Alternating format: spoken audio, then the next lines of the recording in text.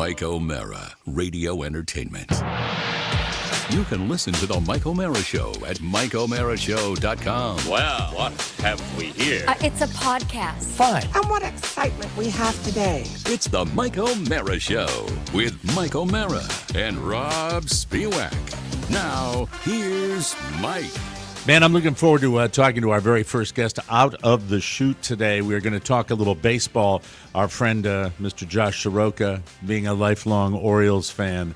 We're going to get to that in just a second here. But first, I just want to say it is busy times in the Mike O'Mara Show world. Very, very busy times because so much going on. If you are a listener of the show, even casually, I urge you to stay tuned within the next few days.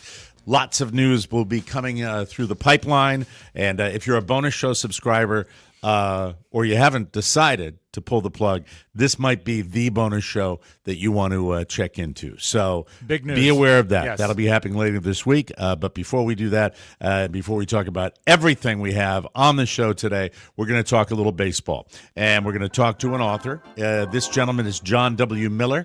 This is the book I'm holding in my hand right now. It's called The Last Manager. There's the graphic up there. Now, Earl Weaver. I can't begin to tell you how much of a fan I am. Let's bring in John right now.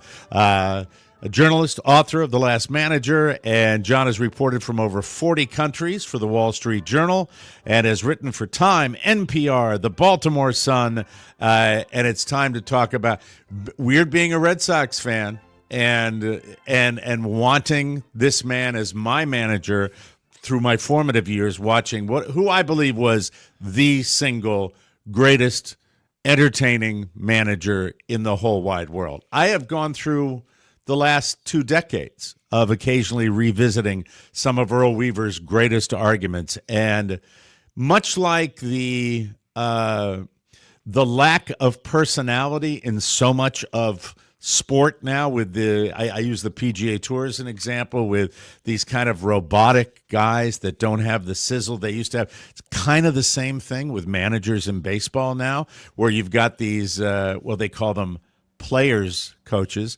that don't have the same kind of sizzle. Last one I can remember that was really great at it, that managed probably Jim Leyland and Lou Piniella before him. But John is here, and John, this book, The Last Manager, I couldn't agree with the title more. The Last Manager, because he was the guy. Earl was just the most entertaining person in the world. This must have been a fun book to both research and to write, I would think. It was a lot of fun. And a friend of mine, when I started it, he said, who knew Earl? He said, Earl was funny, so make sure your book is funny. Yeah. And I think it's a funny book. I think you're absolutely right. He was one of the last great showmen in baseball. Baseball is not as entertaining as it used to be. People like that don't exist anymore within the game because it's too much money. It's too corporate. Yep. He was a free spirit and an original thinker, and also a pioneer in baseball strategy. He was the first manager to use data in the dugout in a way that's now common. He was the first manager to use a radar gun, which is a story not a lot of people know. So younger fans might see the YouTube clips of him ranting and raving. This was a serious scholar of the game, a serious person in baseball history, and arguably the greatest manager of all time. He still has the highest winning percentage of any manager. There's the key. With over 1,000 wins since divisional play. And he was a winner. And there's no book without the winning. He's just a clown, And I think that when you talk about Earl Weaver, everybody knows the argument. You're absolutely right about that. But one of the things that was amazing to me that I discovered in this book was that Earl Weaver was Moneyball before Moneyball. Yeah. And the fact of the book, I think, is that what jumped out is the fact that he used a radar gun before anybody. And it's hard to think even of Little League. I was watching my son's Little League, and I live in Fort Myers, Florida, which is a baseball-centric place down here. And the major league Little League kids have radar guns on them now. And to do that, and then to use the stats that he had. But he also had a great gut, great instincts. Isn't that right? He had a yearning for an edge. I mean, he was coming from a culture that was a street culture, that was a gambling culture. He grew up in 1930s, 1940s St. Louis. His uncle, who was kind of a father figure, was a bookie. He was somebody who was just trying to beat you at golf, at poker, at baseball, at horse racing. He owned horses after he retired. So he came out of this a more urban American culture, a more like a wise guy almost. I mean, his uncle was kind of in the mob, and Earl, he had a dark side to him. He had a kind of like hustling side, and that came from that upbringing in St. Louis in the 1930s. I want to ask, when you say kind of in the mob, isn't that leading a little bit pregnant? Isn't it sort of that? Is it all in or all out? You're right, but I think what people forget is that there was this huge part of the informal economy that's now managed by corporations. I mean, in case of gambling, I mean, now it's FanDuel and DraftKings, but back then it was kind of the mob, and they usually didn't kill anybody. They were usually guys on the street who take your bet and pay out after the game.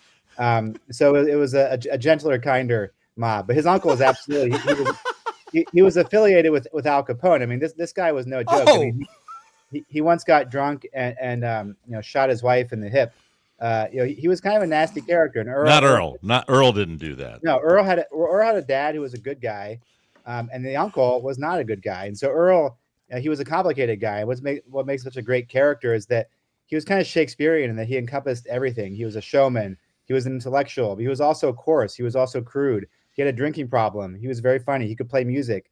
He played the ukulele. He loved poodles. I mean, this is a complete, a man in full. He loved the garden. He had famous tomato growing contest in the 1970s with his groundskeeper Pat Santarone. And so this is like they actually, for those of you that don't know this, in Memorial Stadium there were tomatoes growing out in was it right or left field? I forgot where they had the tomato plant. Down in left field. One of the facts I want you to talk about here, when you talk about the fact that he was drinking, and not unlike a lot of managers of the day and the era that he grew up in, smoking was something that everybody did.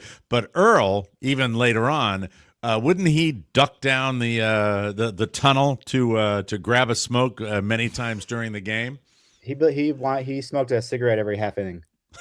Oh my God! And it was so extreme that the Orioles clubhouse guy sewed a special pocket inside his uniform to keep his pack of cigarettes. And if you go to Camden Yards, and there's a statue of Earl Weaver there, he's one of the 5 Orioles legends, along with Jim Palmer, Cal Ripken, Eddie Murray, and Frank Robinson and Brooks Robinson. So 6 of them. Anyway, the statue of Earl, you can see the outline of the pocket. The sculptor put that there, the cigarette pocket. That's again, amazing. This is coming out of a culture of bars and honky tonks and 1930s America. I mean, this is a rough and tumble guy. When an author says complicated, John, that usually means there are multiple layers and maybe some troubled personality traits in there. He was a complicated guy. He had an interesting life. He had an interesting personal life. Talk about the non-baseball part of the man, his personal world. Were there any things that jumped out at you that you found surprising when you were digging into the man as a whole? I mean, I didn't know about the uncle and about his uncle being a bookie. So the fact that he came out of gambling culture made a lot of sense to me, because that basically is analytics. I mean, the way that bookies try to get an edge on people taking bets is how Sabermetrics Analytics thinks about baseball today. So I didn't know any of that. Like a lot of baseball relationships and marriages, his first one failed miserably because he was never home. Right. His grandson, by the way, this is fun, is a St. Louis musician who goes by Clownvis, who has an act. He's half clown, half Elvis. And I definitely recommend YouTube. I'm not aware of that one. That's pretty amazing. And Clownvis was once on America's Got Talent. And he was so bad, he got into a shouting match with Pierce Morgan, who's one of the judges. And so he stormed off the stage. And then after Earl died, he wrote this very sweet piece where he said, I was channeling you, Grandpa, when I told the judges, to go F themselves. That was like you and the umpires. That's awesome. Great. We're talking with John W. Miller. The book is The Last Manager. It's how Earl Weaver tricked, tormented, and reinvented baseball. Give me one of the tricked aspects. It was kind of, I think you're referring to maybe how he got into the managerial business in the first place, but you explain it to me. That's a good question. The strategic part of it is what I was thinking of. I mean, he was always coming up with tricks that nobody had thought of before. For example, he would take his best pinch hitter and bat the guy lead off playing shortstop. and then just put in his shortstop in the bottom of the first. His rationale being a pinch hitter is worth as much in the first as in the ninth. Why not just have this guy start the game off, try to get a hit, and then you put in Mark Belanger, who's a terrible hitter at shortstop. Right. And it's the same thing as batting the guy in the ninth. So he was always coming up with like new devices, and he also wants he would have a pitcher in the DH spot far down in the order, and when that DH spot came up, so this would be like a guy on his off day, he would just pick the guy he wanted to actually hit in that at bat. So if the other team changed pitchers or the situation changed, he would basically have a blank slate at DH. That's and, awesome. And nobody had thought of this. And they actually changed the rule. They said that you start DH, you have to have one at bat. Serious baseball guy, which people, you know, as I said, people think of the clown. We have the greatest Oriole fan that I've ever come in contact with, our executive producer, Josh Soroka, who I know has a better depth of knowledge about Orioles baseball than any of us. So, Josh, I'll kick it over to you to talk to John. I came after Earl Weaver. You did, yeah, because you're a young guy. There was his return in the 80s when I was a kid. But I hear Jim Palmer talk all the time about how much he respects Earl Weaver, and at the same time sharing stories about him and Earl Weaver just getting into it in the dugout. They didn't like each other. Well, I think Jim Palmer was the anti-Earl, to be honest with you. Yes, different. And the photos of them two crack me up because Jim Palmer's got a good 18 inches on Earl. And he's good looking, too. Yeah, exactly. It's just completely different guys. How was, when you researched player relationships with Earl, I know they all respect him because he's got that winning path. Are there guys out there that just can't get past the relationships? Yeah, that's a good question. The first time I want to say, I'm 47, so I grew up in the 80s too, kind of after Earl Weaver was at his peak. And not me. I felt like it was like living in Rome in the 5th century and reading about Julius Caesar. I mean, this was like a guy who was on top of the baseball world. And, you know, here I am struggling through the 1988 season where the Orioles lost their first 21 games. Sure. And I'm reading about this guy, and the Orioles were the best team in baseball in the 70s. They won the most games. And so I just was insanely curious about how that happened. Anyway, to Josh's question, it was very complicated with the players, very complicated with Jim Palmer. He didn't talk to them, and he sort of treated them with almost contempt, but he didn't hold a grudge. He treated people a lot like men. Very interesting conversation about black players and race with Ken Dixon, who pitched for the Orioles in the 80s. And Kenny told me that other, older white coaches would sort of talk down to him and be condescending. Whereas Earl, I mean, he would curse at you. But Kenny said he treated me like a man. And so, and Earl grew up in a very racist environment. As a young man, he used the N-word. I mean, but he evolved. He helped Frank Robinson become the first black manager. Eddie Murray loved him. Ken Singleton loved him. Ken Dixon loved him. And so because he had this integrity to him, that's what I want to get at. This integrity that even though he was ornery, he was prickly, he was difficult to deal with, he was true to himself, and he didn't lie. He didn't make promises he couldn't keep. And so a lot of players, they've been in conflict with him over the years and not really appreciating him. But at the end of their careers, they look up and say, well, we won with this guy. He didn't play any games. He treated me with respect in his own way. He didn't go behind my back. He didn't rip me to the media. And Palmer credits him for being in the Hall of Fame, even though they had this, love-hate. I call them frenemies in the book. And Palmer, he grew up so wealthy, he learned how to play baseball by playing catch with his butler. And so, here's Palmer. I didn't know that about Jim Palmer. Here's That's Palmer, a factoid that I love, John. That's amazing. Upper West Side of New York City. Like, he's like a real rich kid. And here's Earl from the hard streets of St. Louis. And, of course they weren't going to get along. It was a class difference, a height difference. But it was so iconic, their relationship. They even wrote a whole book about it Palmer did, called Together We Were 11 Feet 9. As I listen to you talk about this, I begin to drift off into the entire concept of coaching, not necessarily just baseball, but managing in baseball. When you're talking about the integrity and you hear a lot about relationships and winning coaches having an honest, direct approach to their players. And in baseball, I think no better sport for that than a baseball manager, because these guys, you got so many personalities, so many egos that have been at the top of their game all through every level they played on. The guys that, the word that comes to mind is the balls to just head on deal with these guys. There's a lot of courage involved in being a successful manager, isn't there? That's correct. That's a very good point. And as part of the book, I live in Pittsburgh, and I would go down to the stadium whenever a visiting team was in town and interview their manager. So I interviewed a dozen current managers and had them reflect on Earl's legacy, had them reflect on what you just said in the job. And one question I asked each of them is, how has this job changed and how has it stayed the same since? I'd love to hear the answer to that. I really would. Since you were a kid, Mike. So how it's changed is that they now see themselves as middle managers. They're part of these sprawling org charts. They travel with like 75 people, including psychiatrists or therapists, trainers, agents are always there. And they're in the middle of it, trying to like juggle everything. Like if a player has a bad game, gets hurt, the agent will call. It's all this other stuff to deal with to the point where, maybe Billy Martin or Earl Weaver wouldn't have wanted to deal with this stuff. Okay, but how is it stayed the same?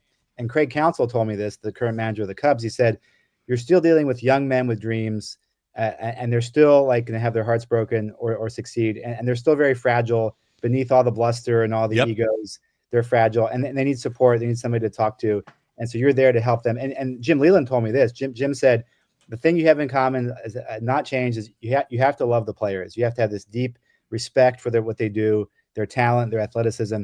And Earl had that. Earl was an almost major leaguer. One major league spring training, cut on the last day. And so he sort of knew where the bar was because as I said in the book, he was the bar. Anybody better than Earl Weaver was a big leaguer. And so Earl had this appreciation, this respect for big league baseball players that translated into this integrity, and he knew what they could do. If you're going to be a baseball manager, I totally agree with the idea of loving the players is so very, very important. If you're going to be a successful GM, I think the opposite might be true. Because really, when you think about it, the real cold as ice decisions where these are pawns, numbers, that comes from the GM's office, and it's not necessarily a symbiotic relationship between a general manager and a manager. How did Earl handle the front office? I would assume it might have been a little hands off because of his overwhelming success and his popularity. I mean, back then, this is part of the book too, and this is why this book is called The Last Manager, which obviously is not a literal statement; it's an argument. And the argument is that they were much bigger operators within the game. They were kind of like, they would have sometimes more responsibility, more power than the GM. The GM, in the early days, like in the 40s, 50s, 60s, he was the guy who organized the train schedules and would sign the contracts for the concessions. So the first powerful GM was actually Harry Dalton, probably, who was the guy who hired Earl Weaver for the Orioles in 1968. But the managers in the 70s would have more say in trades. They had more say in how the team was run. And I'm actually wearing my Eddie Murray jersey because it was Eddie Murray's birthday yesterday. And what a player. What a player. I mean, as a Red Sox fan, I have to tell you, I go down the list of the guys that played for Earl. Eddie Murray at the top of the list. Just not only a great player, but a great personality. I have an Eddie Murray story that answers your question. And awesome. In 1977, Eddie Murray came up with the Orioles in spring training and absolutely raked, hit everything in sight. But he was only 21 years old. And Hank Peters, the general manager, he said, I think we should send this guy down to AAA. And Earl said, if he doesn't go north with the team, I'm not going north. So basically, it put his job on the line to have Eddie Murray stay with the Orioles. And Hank Peters folded. He said, "Okay, Earl, you're the boss." And Eddie went north and was Rookie of the Year. And by the way, Earl is the classic trick. The DH was a new position then. It was only 4 years old, and all the DHs were these old guys, old sluggers, and nobody had ever thought about having a young guy DH. Well, Earl wanted to break Eddie in and not give him the pressure of playing defense, so he started in the first half of the season at DH. He was everyday DH. For a 21-year-old, that was unheard of. The second half of the season started playing first base and eventually became the Orioles' full-time first baseman. But he started that Rookie of the Year campaign as a DH, and that was entirely Earl's idea, even to keep him on the team and to DH him. We're talking the tormented part of the book when you're talking about, and we've talked about an awful lot except for the arguments, but when I see an Earl Weaver argument, especially the classic that the video surfaces all the time, you're here for one reason and one reason only. There is a theatrical element to this that rivals professional wrestling. But when you watch it, even if it was theatrical, at the core, he's pissed. He's pissed. And when you hear the relationships that umpires, Would it be safe to say umpires today have to be a little more careful, and managers have to be a little more careful? Because those are arguments where the umpires just deliberately ramping up the managers. Yeah. And in Earl's case, what'd you get that for? Effing up World Series? I mean, it was amazing. He was an entertainer when it came to that stuff. Yeah, and the baseball writer Peter Pasquarelli once said Earl walking out to argue with an umpire was like Elvis walking out in Las Vegas. So true. Yeah. He get ovations in visiting ballparks, right? It was like they loved him.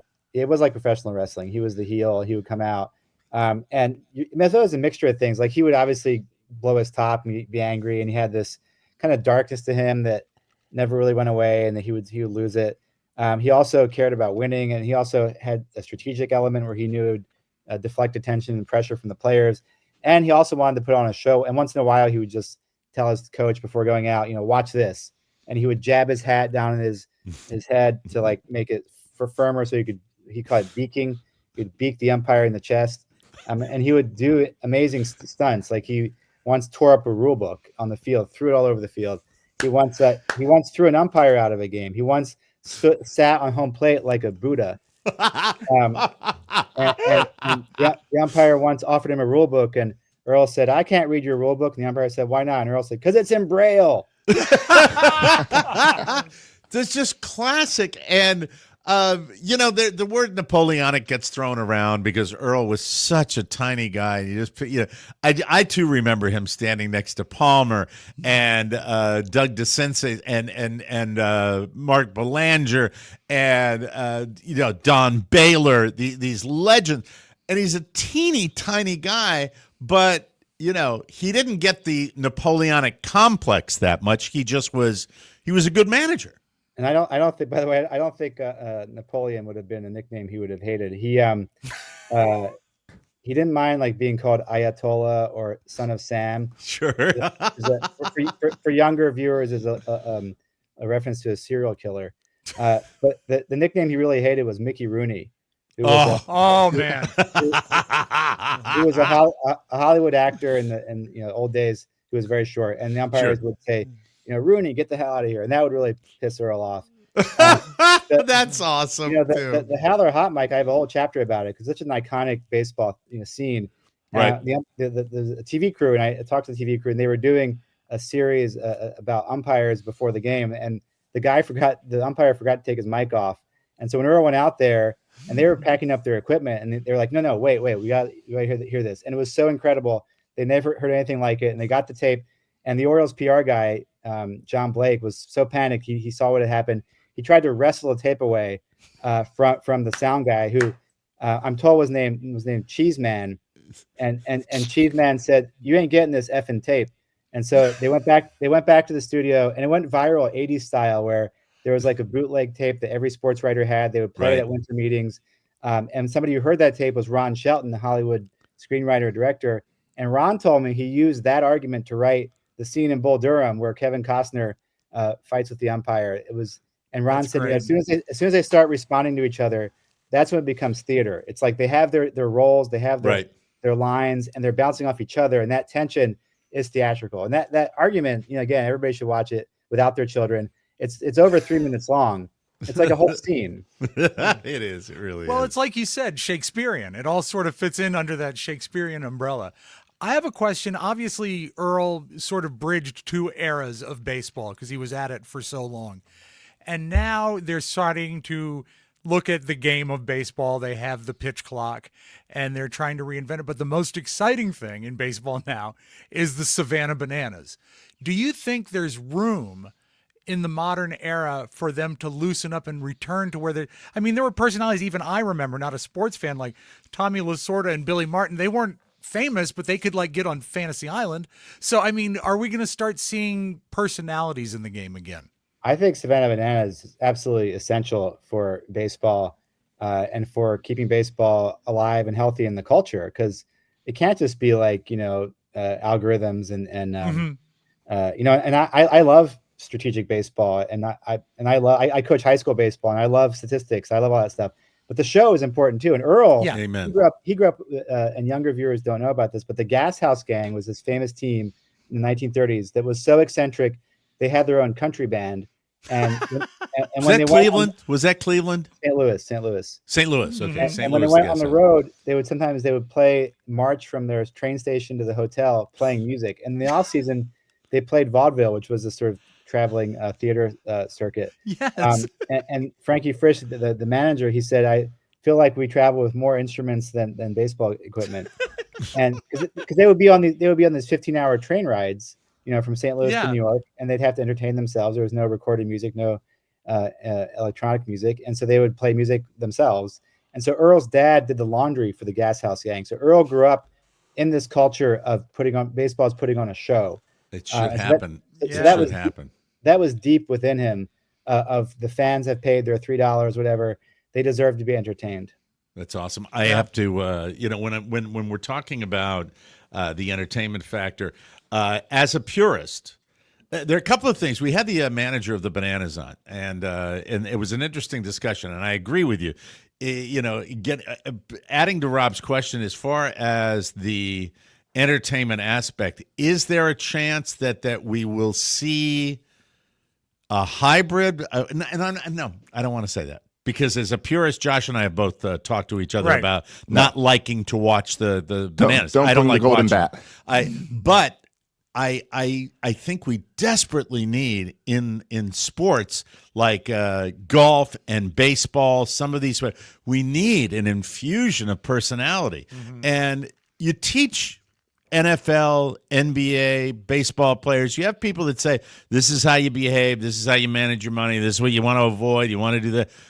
Don't you? I think maybe if we implemented a little, remember you're entertainers, show a little life out there, show a little personality. I don't know how you get there with the way baseball is right now, how you bridge that gap between the Savannah Bananas insanity and the swagger of baseball players just walking around and trying to look cool.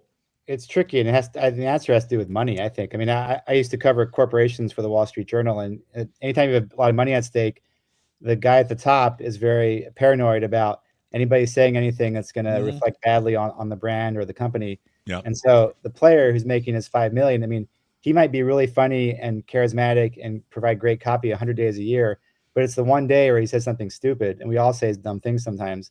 And that then becomes a problem, an image problem for the whole baseball club or organization. So then the manager, the general manager says, well, no, you say these 7 cliches and go home. And one thing I loved about this project was I interviewed these ball players from the 70s, guys who were in their 60s, 70s, and they didn't care. They were happy to just tell the stories and be honest and talk about, the drinking and the fights, whatever it was. Right. And I just loved it. I thought it was so refreshing. I've been in current major league clubhouses, and it's mostly very boring. I mean, It's so dull. they just say the same stuff over and over again. Well, I've watched spring training evolve over the years down here in Fort Myers, where it used to be the starters. You could literally walk up to the guys, and now it's kind of like, it coincides with the netting that went up around the entire ballpark.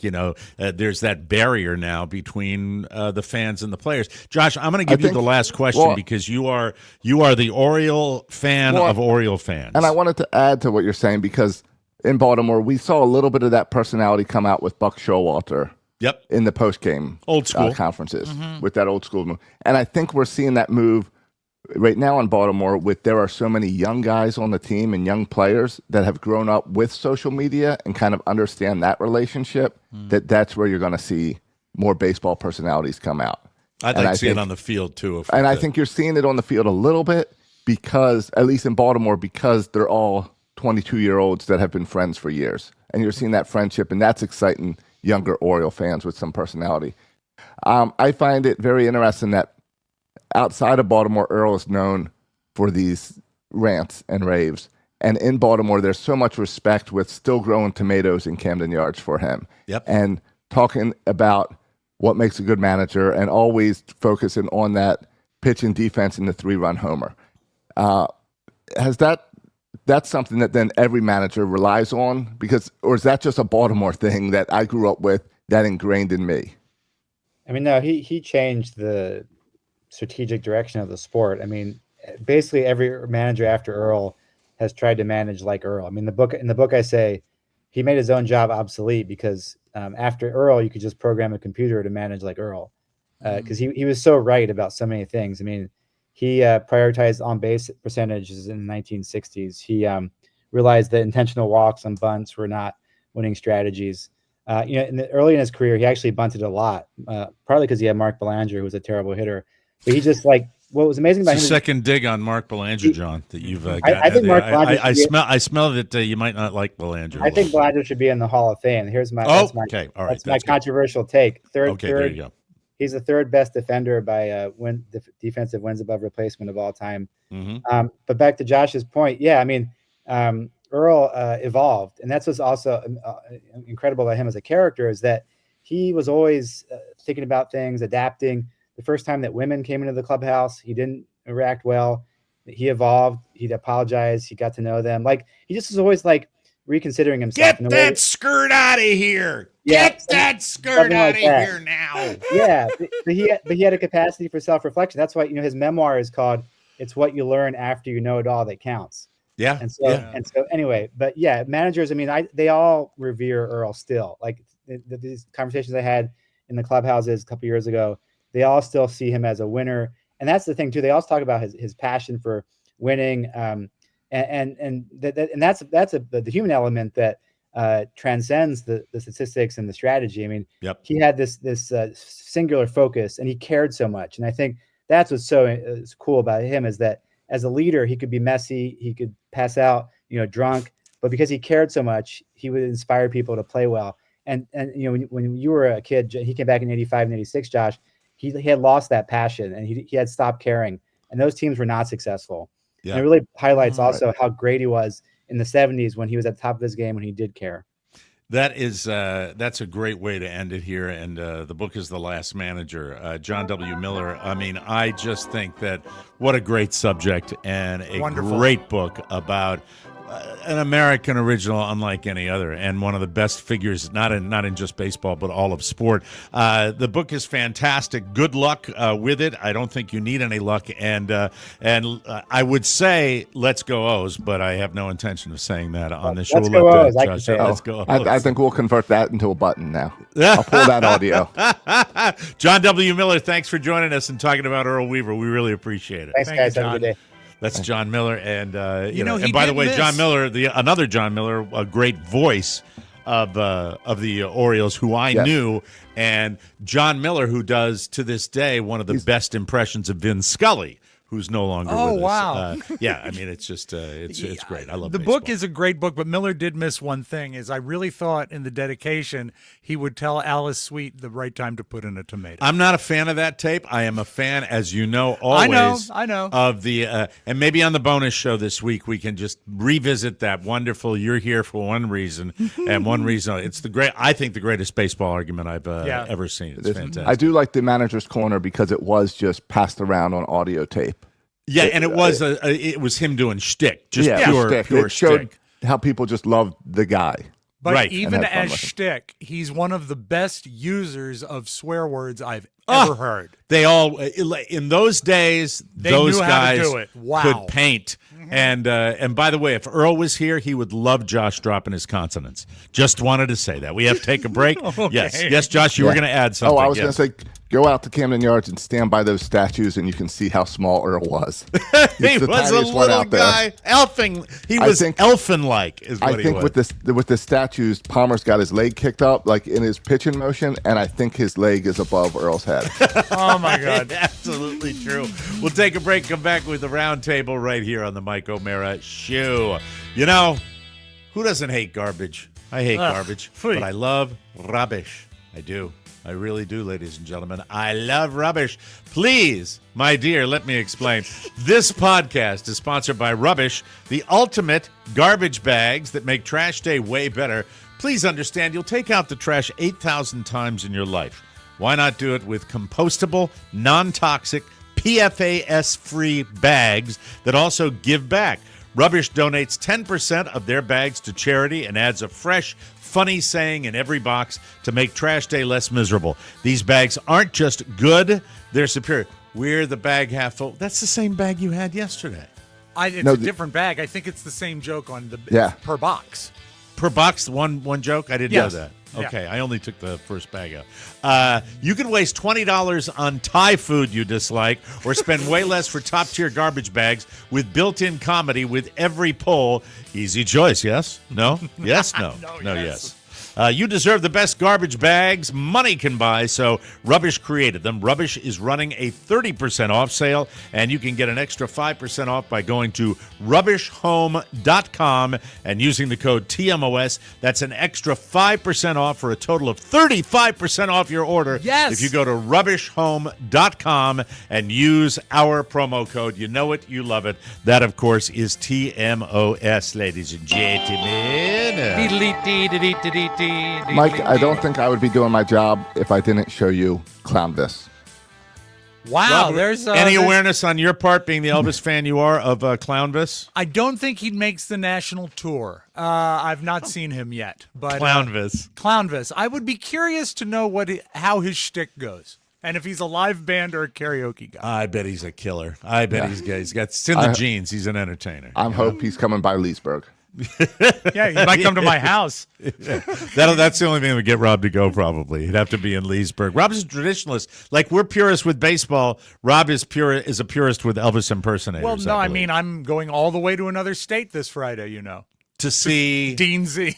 Dean Z. Yeah. Well, you can head on over to Fort Wayne, Indiana, Cleveland, Ohio, or Granite City, Illinois. Oh, I'll definitely do Granite City. That's a Only- great venue. Only the big places. That's it. Maria Shriver pays no mind to her son's more risque moments as an actor. While attending a charity function, she reacted to her son, Patrick Schwarzenegger. By the way, the second episode of the Yes. season 2 of the White, is it season 3 or season Season 3. Yeah, season 3 of White Lotus. No waiting for Patrick Schwarzenegger's nude body. Anyway, he's got Arnold, a lot of what is- nudity. what is the thing that your son shows most often on White Lotus? Well, in the particular third episode, the ass. Yeah, so he's out And then, there. right. Yeah, Then some movement later. yeah, a little. Yeah, he lets it all hang out there. That character's burning on me. That show is burning on me. Yes, Shriver told people, my kids were like, did you see that? And I was like, no, what? She said she was only focused on her son's face. That makes sense. And never looked any lower. And Maybe she he's said, got an ass face. no, it's not a lie. She Yeah. said it shows you a can't mother's miss eyes that. are always, what? You can't miss his naked body. Well, I know. She's just being respectful. It's what my mom would say. Of course, I would never be nude in a TV I show. only look, I mean, that makes sense. I only look at the face of the lady with the teeth. By the way, I will say this publicly. Yes. I looked at that ass so closely That ass. to see, I Yeah, looked down. if it was right, if he got it from his mom or his dad. Oh, I thought you were she's- checking for cleanliness. I was. I mean, I looked down there and it's like, that looks a little weird down there. I don't know. So it shows you, as she says, a mother's eyes are always on the kid's eyes. I don't know. Well, you know what Dad used to say? Don't waste water. Yeah, come on, no need. Get the clear here. She says, I think it's a great moment for him, and I'm super happy for him. Well, she is, because he's in a big hit TV show that in season 3 has jumped the shark. Yes. I will not say that yet. I won't say We'll that get yet. to it. We'll get to it. We have a whole TV thing we're going to do. So And he is stand very by. mad at being called a Nepo baby. A Nepo baby. Of course he is. I think he's earned it. He's a good actor. I don't think he's a Nepo baby. I think he's He's worked hard for it. The 2025 Academy Award nominees are preparing for what could be many historic moments when the ceremony is boy. broadcast live this Sunday, March 2nd on ABC. Leading the pack is Emilia Perez, a Spanish-language musical crime comedy. I've not seen that. I looked in, haven't really plunged into it. Okay. But it's got 13 Oscar nominations, the most ever for a non-English language film. However, the film will be competing with Anora.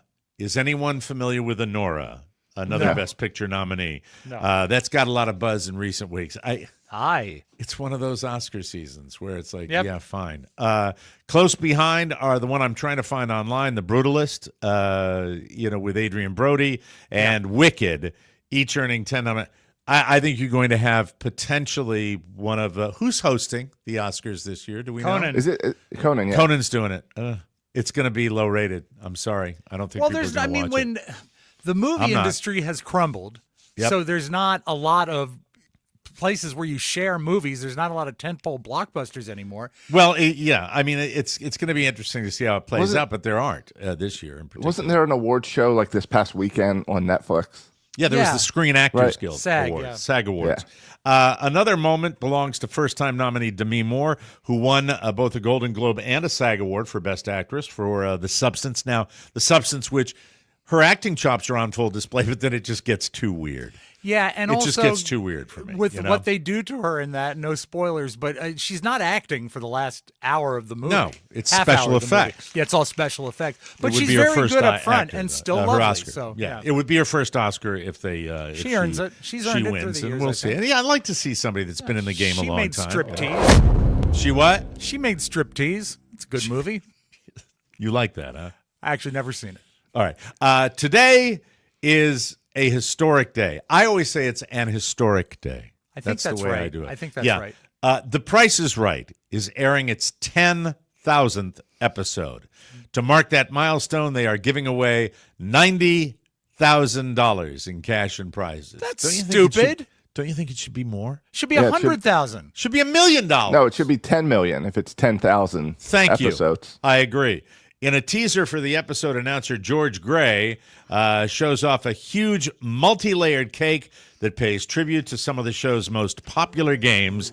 He and Drew Carey also reveal that over the course of the show, 75,000 people have been called to come on down.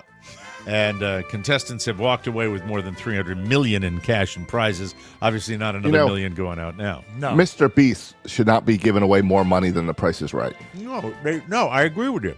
No, you, Got a nice guys, cute cloud in my mouth. it's Sorry about staring you in the face. It's a CBS production. that. Cheap. Yeah, Yeah. cheap. Well, everything's made of the wood on the set. Right. The You said the show wheel was itself- like cardboard behind it, right? It was plywood. It was a plywood wheel. Unpainted plywood, much of the stuff, but when you saw the back. But I like Drew Carey, and I think he's a fine host, but they've destroyed the game from what it used to be. For example, there's only like 85 people in the audience now, which they started because of COVID, and so the audience looks wrong. They've got male models showing the... I'll take any Question for complaints. you, Rob Yes. Spiewak, Mr. Yeah. Game Show connoisseur. Yeah. Who's done more damage to the brand? Drew Carey with The Price is Right or Ryan Seacrest with Wheel of Fortune? Ryan. Yeah, I agree. Yeah. But Drew what about Carey, Wayne Brady and Let's Make a Deal? no, that's not. Well, you let's know. make a deal is a I'm sorry, I almost been said a destroyed. bad word. It's an S game show to begin with. It is.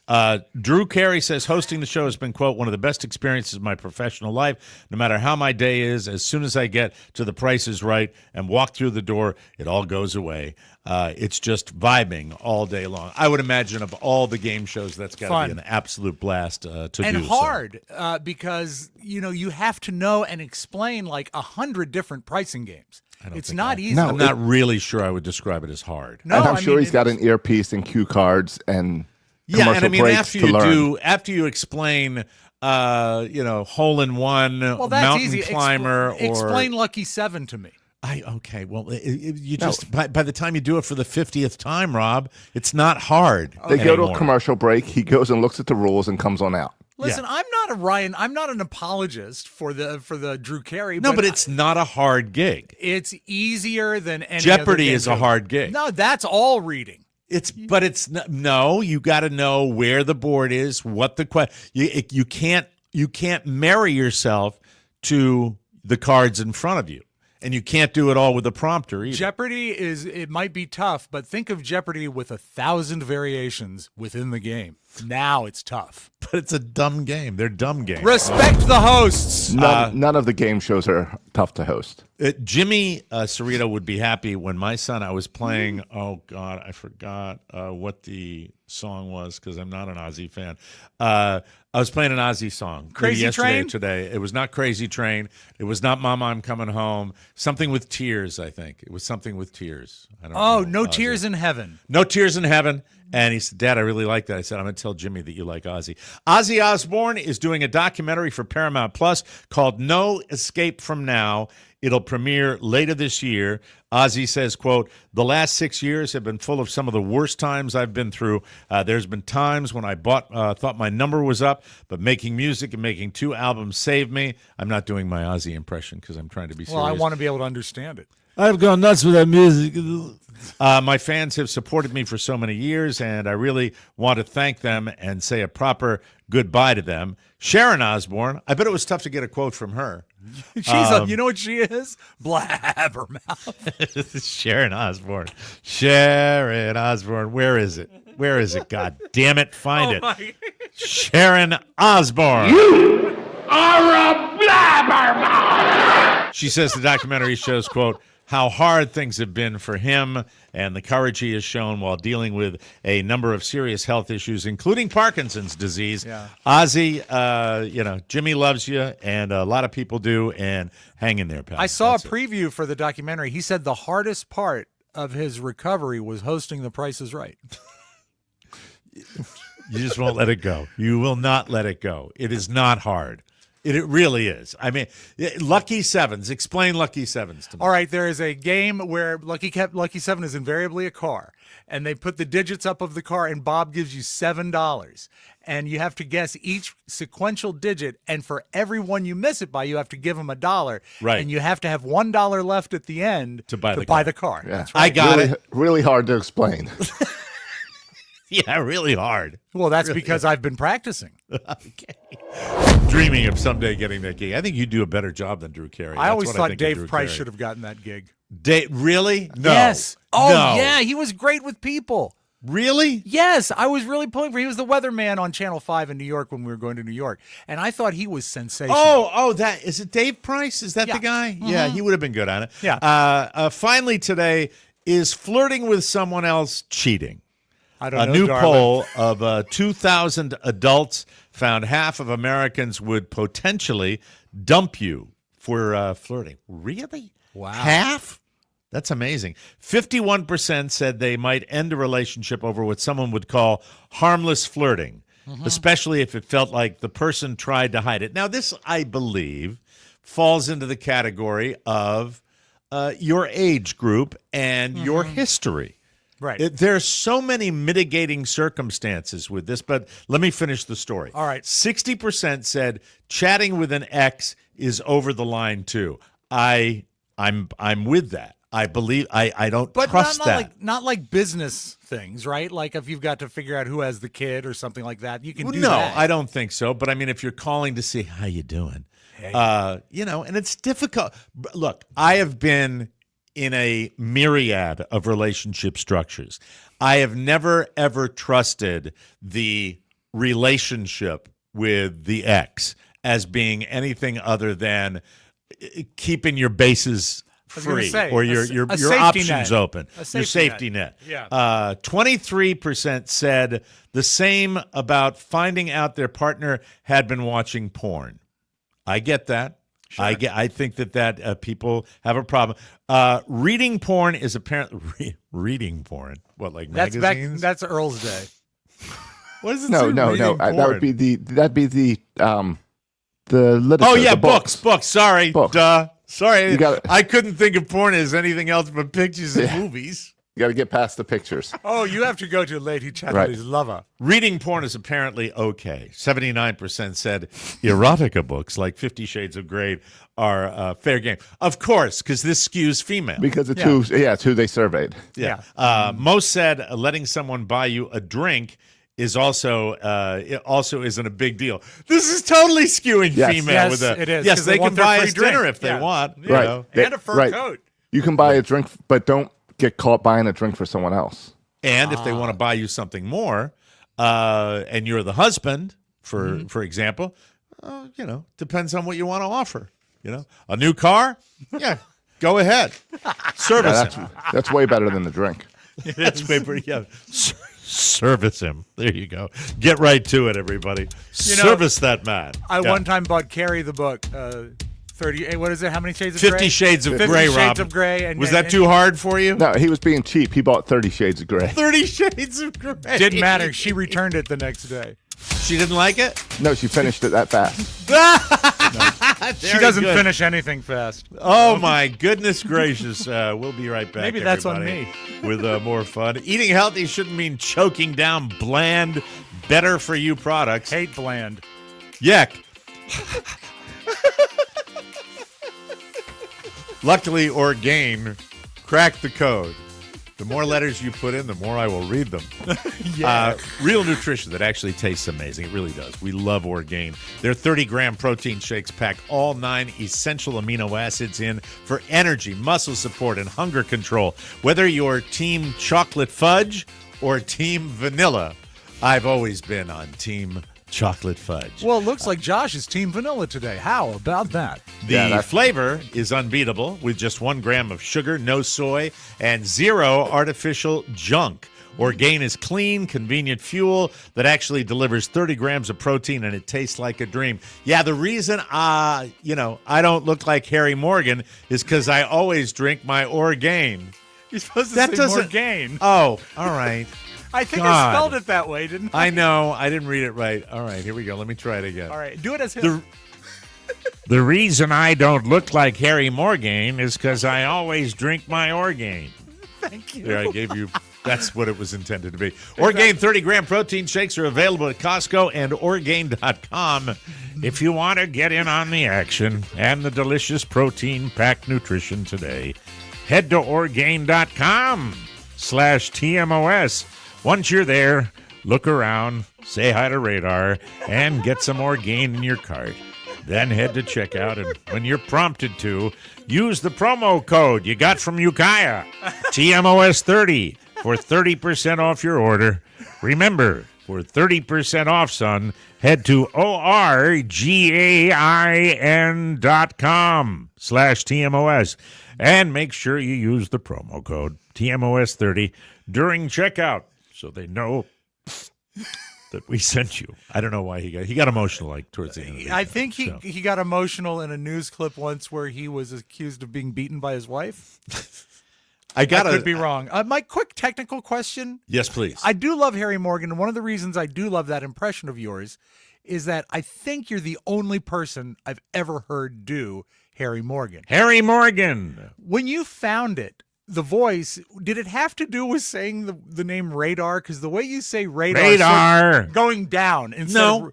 No, it was one of the, like I've always said, as far as when I'm doing it because it pops in so easily. And then I just surprise myself by saying, hi, Radar. And then it used to happen on the show sometimes where we'd be talking about Harry Morgan, and I'd be like, hello, I'm Harry Morgan. And then sometimes I'll do it on this show where I say, I think I do an impression of them. And it's because they come easy to me. And and it's fun. I mean, I've loved that. Yeah, the late, great, so many of them, Rod. Oh, no. As I come closer to death myself. Well, he's dead. More and more of my impressions are underground, and I don't mean the bad kind. I mean dead. All right, so I have to tell a story. You're keeping them alive. I've been doing double duty, taking care of my wife, taking care of my kid. How is she? She's fine. Good. She's getting better every single day. And the baseball schedule with minor leagues and major leagues is very, very busy. Last night, a game last night and a game tonight. So it's baseball, baseball, baseball. He's back at school. My kid is a little bit overwhelmed, but he's managing just fine, and I'm trying to make it as easy as possible. We had a moment, kind of a cool moment. Listen, I do not advocate this. Do not try this at home. But I will tell you, this legitimately happened, and it was coming back from the baseball game. About 8:20-ish, 8:25-ish, we're on the Tam Miami Trail, and they're, blissfully at that hour, all the snowbirds, have eaten their chicken fried steak, and they're all abed. Yeah. So the roads are virtually empty. And I come up, and next to me is a Camaro. And it's like, and a lot of noise. Yeah. And my son says to me, Dad, I think he wants to race you. And because I've got my electric car, they've got a tremendous amount of torque. Most of your electric vehicles. And so we go off the line. And did you rev it at all before you did it? I guess you can't with an electric car. You can't. That's what not possible. There it is. There's the rev. You just wind down your windows and you got to make the sound effects That's the yourself. rev that I Vroom, vroom. Vroom, vroom.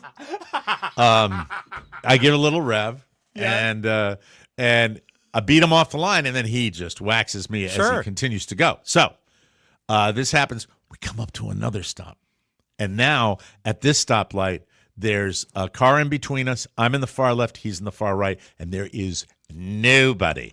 Nobody. It kind of even did a sweep for any John Law that might have there. I said, all right, I'm going to really give it a go offline. Now, I don't sustain it because I think that's dangerous. Right. But, your first little quarter mile, your first little zing, let's do it again. And this time he's, I hear the and off the line, I wax him again. And then he catches up to me, and Michael says, it's a kid, Dad. It's a young kid. Looks about 19 years old. I said, okay. And as he goes by me, after I've beaten him off the line, I get a little thumbs up out the window. It was a little cool moment for Daddy. Well, that's nice. For Daddy, yeah. My kid loved it. My kid loved it. And then Now- he T-bones at the next intersection. That's right. He did. He slowed down. Then we finally come up to our street, our left-hand turn. Yeah. And next to me is another SUV. And I'm like, this guy too? No, I was just I wasn't paying attention to him like it might be any kind of race, but I am at the front of the line again. And this time it's a 2-lane left-hand turn lane. And when we get started, I still got that kind of racing bug, and I kind of kick it again. Endorphins. And I get waxed. Like, and I'm talking this guy. Was it a proper SUV or a crossover? It was a proper SUV, and Tahoe? I dare you to guess the SUV that off the line beat my torquey electric car. Is it a Tahoe? And it was not a Tahoe. Tahoe had a great pickup, It will though. surprise you as to what car it was, but this car had balls. Ford This Excursion. car took off. It was not a Ford. They're too big. I know. This and was not made anymore, I think. this thing. About not made anymore might be applied to this particular car too. It's a common brand name. It's a Hudson.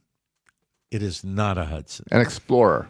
It is not an Explorer. Lots of Fords, guys. Get off the Fords now. I'm thinking that it's. Well, they're American. I'm trying I know. to think. I know this you is love an American country. brand. Oh, it is? Yeah, Okay, because I okay. was thinking that Kia brings a pretty big SUV, a nice one. So it's not. It's What? an American. Kia makes a great SUV. But What it's for huge. speed? Well, I mean, Mike. No, just for comfort. For comfort. Yeah, that's like saying the Price is Right is hard.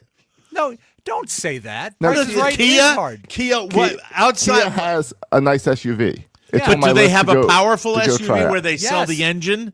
It's What? I don't What know. is it? You say yes, but Mike, what is it, it's Rob? a V14 with a million Shut horsepower. up. You don't know what you're talking about. This thing, I mean, blew I was blew my just doors guessing off. another. I was guessing another SUV because I thought maybe your car had. Well, just that's went- also not an. You didn't run pay low on attention energy. because that's not an American car maker. Okay, is it a Dodge Caravan? That's not an SUV. Yeah, but I'm seeing where it lands. It's guessing strategy. I don't know what Dodge SUV. Do they make think- an SUV? They did. I'm not sure if they're still doing- Chevy Suburban.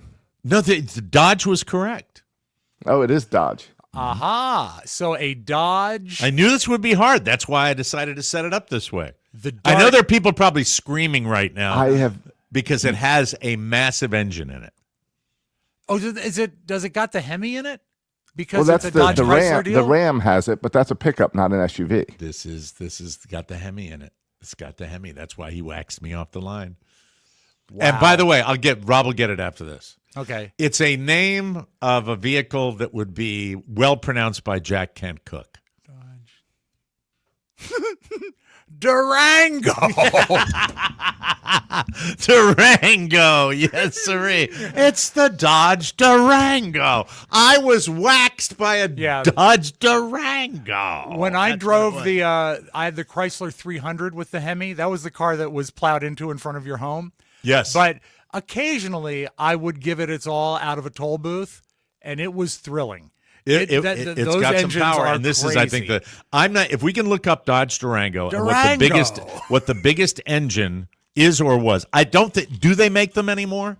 Do they even make the Durango? Is there a 2024 or 2025 There Durango? is a 2025 Dodge Durango. Durango. Okay. I know that they put biggest engine for Dodge Durango. This thing, I'm curious as to what is the biggest engine that they put inside the Dodge Durango.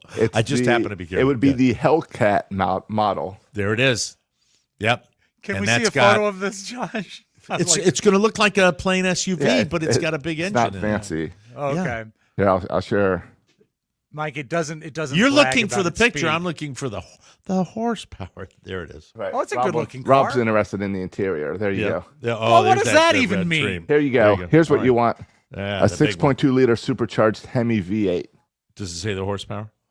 710. 710. Knew it. Got it right when I said it to my kid. I said it has 700 plus horsepower. Wow. Yeah, that's a What's the monster. horsepower in your electric car? 500. Is it really that high? Yes. Yeah. How about that, Mr. Man? Yes, Well, sirree. wasn't looking there for it is. trouble. Yes, sirree. I should What's the love to horsepower? see the- What's the horsepower in your Kia? The Kia? Yeah. It's 420. No, it's not. Doesn't no, matter. it Mike, is not. Figures You don't bore even me. know. Figures bore me. Figure. God. Always the mouth. Ladies and gentlemen, we'll take a break, and when we come back, TV Corner. We're going to talk TV good. when we return on the Mike O'Mara Show. Whoa. But first, saddle up, everybody. All you fans of the sport of kings. Yes. It's Derby time! And the Mike O'Mara Show Kentucky Derby Party is racing your way. Join us Saturday, May 3rd at 5 p.m. at Jimmy's Old Town Tavern for a night of fun, laughter, food, drinks, and, of course, the Mike, the big race, how many horsepower does that have? 420. No, I would think it's 20 because they have 20 Gentlemen and horses. ladies, bring your boldest, fiercest, most fabulous hats. That's right, men and women. We are going to have a legendary bisexual. No. We're going to have a legendary multisexual ladies' hat contest. I think disexual might be it. Disexual. I don't know. Asexual. No. I don't know. Think big, feathered, and fabulous. Fruit optional, but encouraged. I think inclusive is the word. Whatever. The best part, it's free. So mark your calendars, rally your crew, and RSVP now. The horses are at the track. Yeah, we want men and women to wear their best ladies' hats. I want, my vision is this. We get there, and some of the stragglers are still coming in, and they're making their way from all directions to Jimmy's Corner Restaurant in Herndon, Virginia, with their big, beautiful hats on. That will be my moment of zen. That will be my moment where I'm most happy to see that. So men and women, if you're coming, please don't let me down. We'll have a fabulous prize package for the best hat. And we'll have a men and women's category, too. Ah, good. All right? Good. All this Kentucky talk takes me back to my childhood, growing up in Fort Knox. Oh, for a slice of possum and yam. See you Saturday, May 3rd at Jimmy's Old Town Tavern. And remember, don't get happy. Don't. People can call Jimmy's at 703-435-JIMS or write this email down. Yes. Danielle.jimmy'soldtowntavern@gmail.com for your reservations. And we thank you, ladies and gentlemen. All right, it's time to do, we tried to do this yesterday. We never got around to it, but I want to do it today. TV talk. We mentioned the White Lotus before. A really, really good franchise that in season 3, I wish this was the bonus show because I would say, what the F?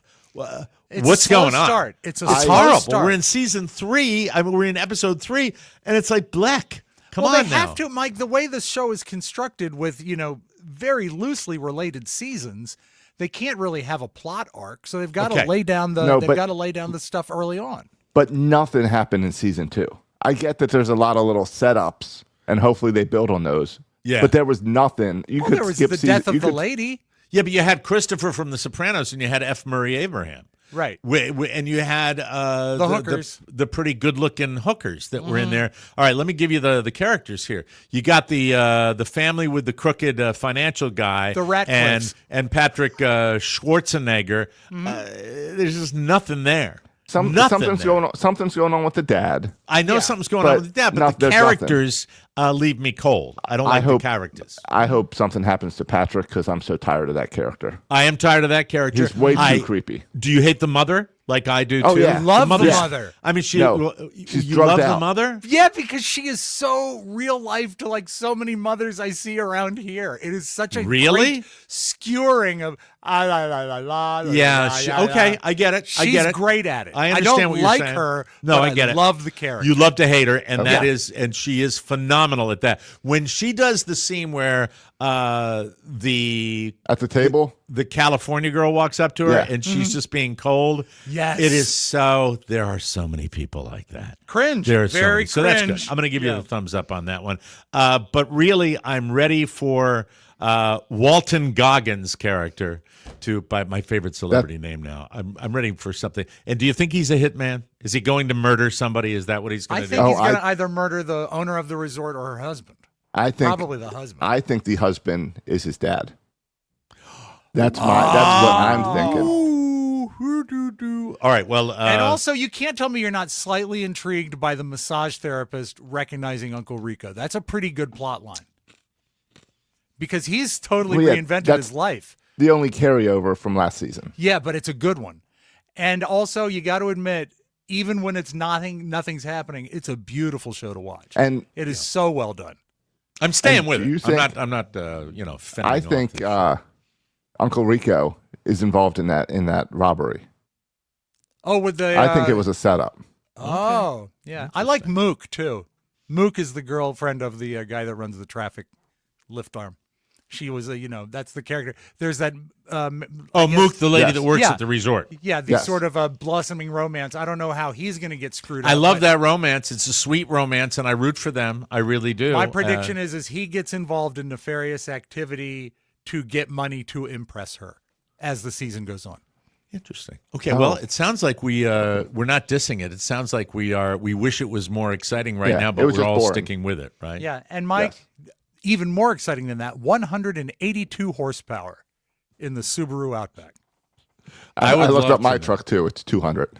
I would really like to find out as far as Kia SUVs. You got the Soul. You've got there's a big one. I can't think of the name. It's the Telluride. That's the Telluride. The Telluride is huge. Like what's the biggest horsepower in that? I'd like to know that. But the other show I wanted to talk about that I am all in, haven't finished it. 291. 291 is the max? Yes. Okay, the Telluride. Wow. There's your Kia. And who cares? I don't care. I don't either. The Pit with Noah Wiley. Mm-hmm. The Pit is... I started it yesterday. It's jive. It's actory. You know what I mean? But it's interesting because when they write for doctors... It's hard to do, to get all the jargon, to get all the procedures, and this thing is just jam-packed with it. It's ER like one after all the over other. again. It is better. It's like ER with more substance. And I really thought that whole comparison to ER right down to the leading man would bother me, but 2 episodes in, I'm loving it. It is such good television. I am 20 minutes in because we started the first episode yesterday, and as soon as that... second victim came in and they ripped up the cover and the legs just all torn up. Yeah. Kelly couldn't handle it, so it was shut down. You're watching this on your own. There you go. Well, that happens. There is some good. There's a wonderful little subplot later on about a guy who loses the tip of his finger that I see way too more of that I want. Okay, so let me just share this. So we both give thumbs up White Lotus and The Pit, 2 great shows. Yeah. The other thing I just wanted to bring up generically here, is it me or is there just very little material out there right now? Nothing right now. No, nothing. It's ridiculous, and I'm tired of it. When I turn on the show where somebody says, the murderer's here, and then the voice goes, and I know immediately that it's that the most foreign thing. Film. Yeah, I'm so sick of that. I'm ready. I'm starving. America is starving for television content. Mike, I was gonna save this for the flip side. No, what do we call it now? Yes, the video. the Nice beautiful video. video segment. But they're going to launch this on Apple TV, an ER-based drama. They call it in Germany, Crank Berlin, but it actually translates. It's a German ER? It's Berlin ER. Real or documentary or neue Chefärztin, Oh, Dr. but it's boring. Susanna Scripted. Parker. Unser Krankenhaus hat 618 Betten und rund 30.000 stationäre Patienten im Jahr. Understaffed. 300 Ärzte, 600 PflegerInnen. Ja, wir sind zu wenige, immer.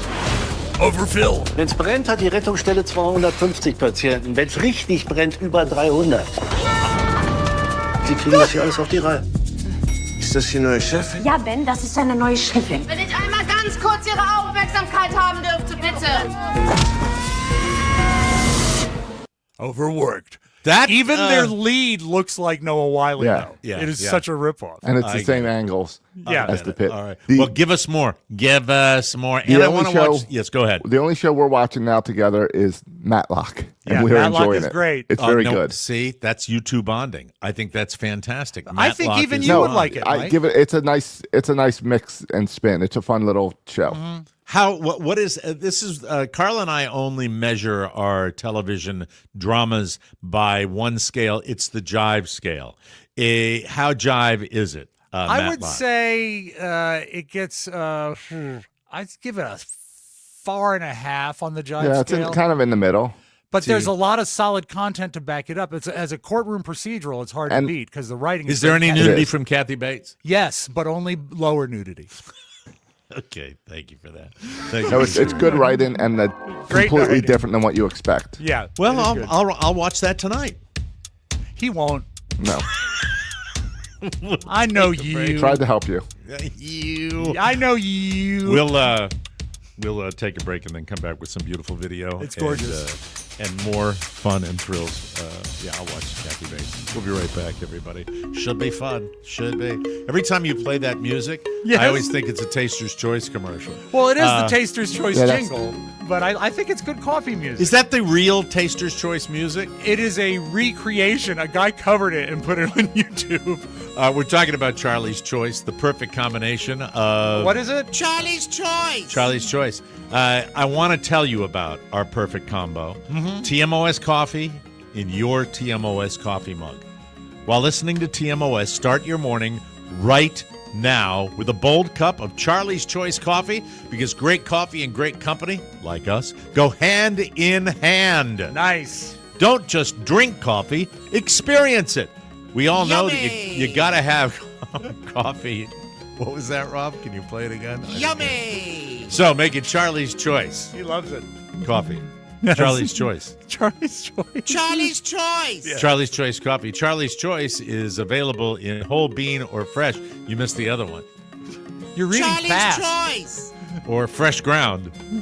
Get a one-time order or save money with a subscription. A lot of people are doing that. And get our exclusive Charlie's Choice Charlie's Choice. blend delivered right to your door.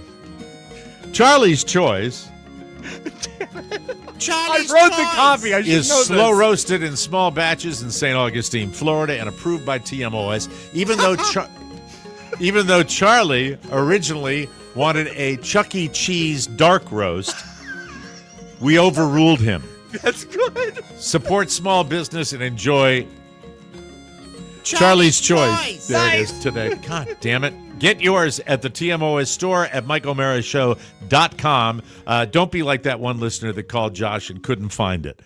Josh had somebody say, "Where is it? I can't find the coffee."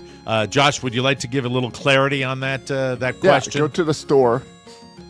You scroll right past the bonus show subscriptions that you can now get in the store as well. Right. And then it has featured products. And it's Featured got Charlie's products. Choice, very Okay. big. You will see this icon.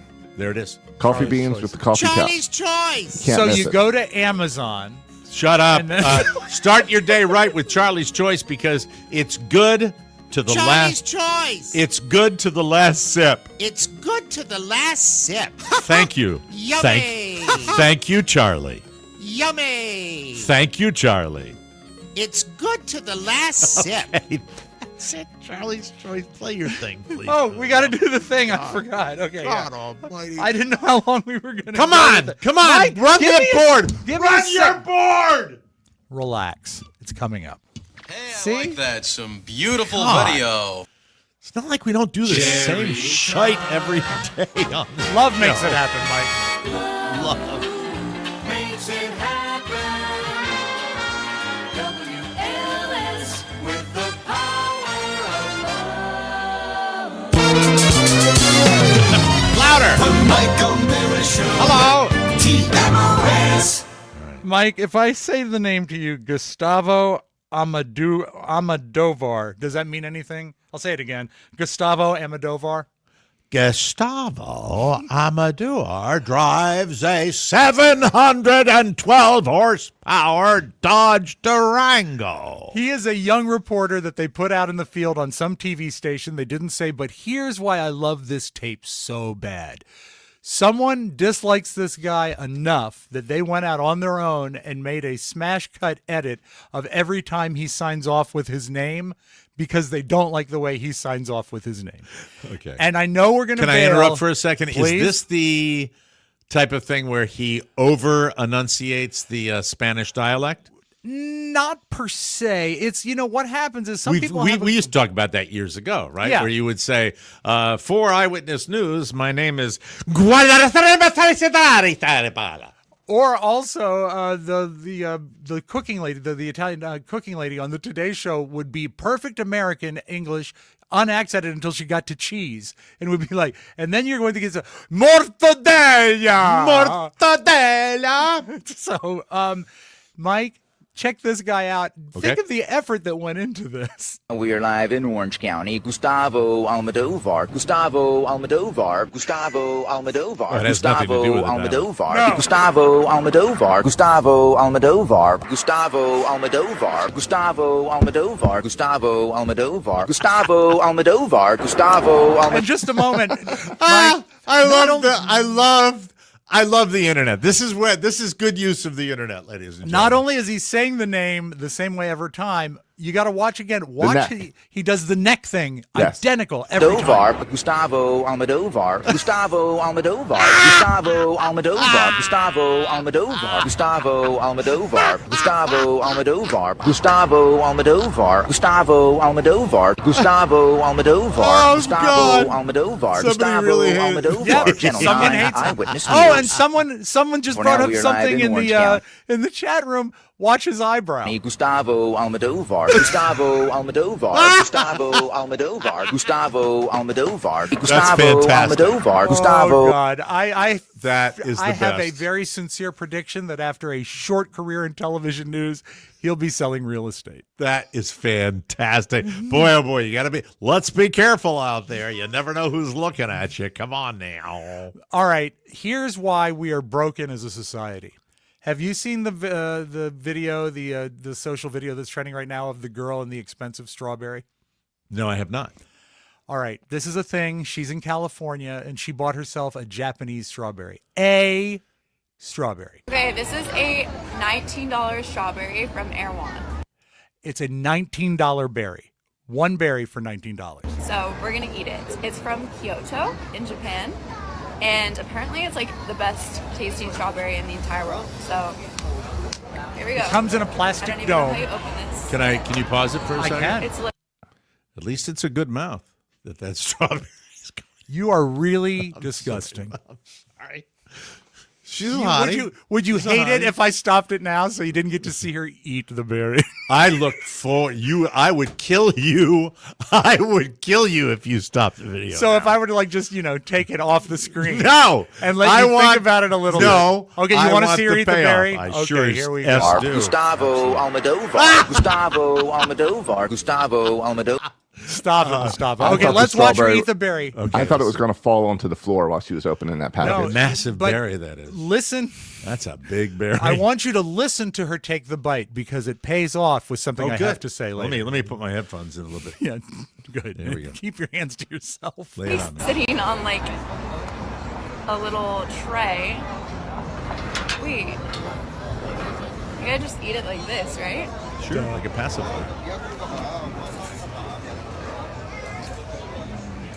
She eats gross. That is the best strawberry. That's crazy.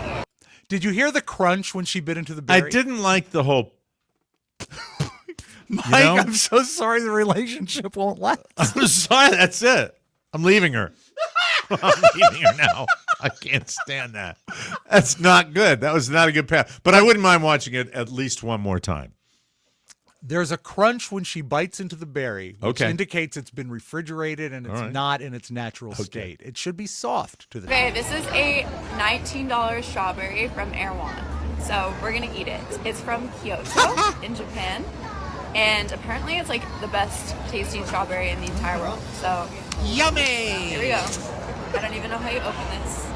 That is some kind of It's packaging. literally sitting on like Is it, or is she just not good at packaging? No, that looks like it's pretty elaborate. That's like a sealed berry. You got to you have to keep the air away from the berry. It would be better. I'd like to see a deeper dive on the berries themselves. Perhaps they could get a TV reporter that would be able to get out there and. But who could we get on such short notice? Gustavo Amdoval, Gustavo Amdoval, Gustavo Amdoval, Gustavo Amdoval. This berry is too expensive. Gustavo Amdoval. Awesome. I love that. I've used awesome too much today. What's wrong with me? Awesome's I'm a good tired. word. Mike, I'm tired. Come on. you know the sort of square thing that you use for carpentry? It's actually like a isosceles triangle, right? A right triangle that, a square. So you can make sure your joints are 90 degrees. Josh, do you know what he's I don't know what you're talking about. Okay, you're going to You've see lost it here. me. It's a carpenter's square, but not like a T-square. It's a carpenter's square. Oh, a 90. Like a 90 exactly. angle. Exactly. Yeah. And so there's a guy who calls himself the king of the square, and he throws them like a knife instead of doing carpentry. And watch what he can do. I have to wonder what led up to this to get it done, but he's good at it. Is a level 100 carpenter, as he has mastered the art of mimicking the sound of Thor's hammer with every throw of a speed square. Initially, he started with single throws, but after months of training, he began to So understand. he not only can make it land in the tree, he can bounce it off and catch it again. He seems to be very skilled, and that would leave a mark if it hit you in the head. It would. The physics more deeply. So he started experimenting with multiple throws in a row, making them fly and return like a boomerang. But his true precision comes when he turns his target from a tree into a trash can, which is clearly harder than it looks and really gets your brain ticking when it lands. So I can understand throwing it into a tree being tough. Who was the reporter that AI that was doing that? That AI. No, Well, I it think was- that was. I think or that was a local voiceover. reporter. Was that- it? Almodovar, Gustavo Almodovar, Gustavo Almodovar, Gustavo Almodovar, Gustavo Almodovar. Look at Josh. Look at Josh with his head in his hand. I'm trying to understand what the guy's saying. Gustavo Amdoval. That's his Saying name. his Is that his name? That's his Gustavo name. Amdoval. Yeah. Yes, come on. All right. I thought he was saying Gustavo on the Dovar. No, it's Almodovar. Yeah. Gustavo Almodovar. What are you, deaf? Almodovar, Gustavo Almodovar, Gustavo Almodovar, Gustavo Almodovar. I want to know who put that together. God bless you. That's familiar. What else do you have, Rob? Mike. But the guy who said he was the king of the speed square is challenged by another guy. And I think this is valid because obviously getting it to stick into a tree is tricky. Yeah. But throwing it into a trash can is no big deal. I don't so think this so. guy sort of challenges I was on TikTok a couple days ago and I found an account where a guy was calling himself the Speed Square King. So he does the throw and catch. And I was like, I don't know, that sounds a little pretty. Now, you got to stay with this. He has a beer can in his hand along with the speed square that he's going to throw. Okay. All right. He hit the beer can as He pierced the beer can with it. It's like I throwing don't know. a can. Who knows? Maybe the guy's cool as hell.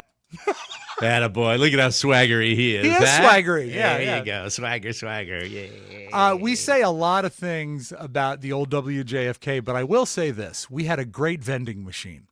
It would deal out candy on one, and then we had one that was a Mountain Dew one that was great. And if it ever ate your money, you just needed to tape a note to it. And you come in, and your desk would have 75 cents in it, which Okay. was great. Mm-hmm. But how bad do you want a snack? Mouse and machine. Yo. Dude, Oh, there it is. Can I get a Cheetos? Maybe a Doritos or Lay's? Mouse Wake just up. hanging out. I'd put Vermin. money in to see that Give me my thing spin snacks. with the mouse right there. Oh, absolutely. I Can I need get that empty number. Is he going to do it? No, he doesn't do it. He just spots the Oh. mouse. Sorry, but Yeah. it's still not good to have a mouse. You know, you need to put in that machine a Komodo dragon. I'm sorry. I'm an idiot. Actually, for a That's what I've small been fee, watching. Mike, I would sit in the machine. There you go. And there You would get be the a mouse. piece of tape that said Robin machine. What's the rest of that mouse? Mike, let's close with this. I just want to remind you, talking about how there's a sort of a blemish on television right now. There's nothing to watch. I just want to remind you what's coming up on March 6th. I pay my scientists, all the people in my lab, my developers, the lab rats. It's a wash. Well, why you do it then, baby Billy? 'Cause I'm selfless, and I want to heal as many people as the dear Lord will let me. That is one of the greatest Southern dialects I have ever heard. And from Walton Goggins It's again. not just that; it's the battling with the teeth. Oh, absolutely. It's so good. Yeah, I'll be all in on the Righteous Gemstones. I do everybody. love it. I just adjusted my glasses when I didn't have them on my face. Tired much, Mike? We got to run. We'll be back tomorrow with a brand new episode. Also, we got a TMOS Extra coming up this week, and Yes. I think you'll be fascinated. It's my take and Rob's take, and just a general take on the state of the world. Mike- Little current events for those of you that constantly ask me, is it sports or politics? What, Rob, were you going to say? Excuse me? Yeah, your hat is crooked. There you go. I'll fix my lighting tomorrow, too. I promise. Lighting has never been better. Yeah, super. Yeah, I agree with that. Right. And it's Yeah. got lots of Could you- horsepower. Could you close those blinds? Yeah, absolutely. It's still 100%. raining down there. I know. It's just terrible. Hi, neighbor with the weed blower. We'll be back tomorrow with a brand new episode for Josh Soroka and Rob Spiewak. Mike O'Mara saying so long, everybody. Bye-bye, folks. Want more? Make sure you check out the Mike O'Mara Bonus Show. Get it at MikeO'MaraShow.com. 9 Eyewitness News. Mike O'Mara, Radio Entertainment. I'm Ray Barboni from Miami. A what now? That is a lie.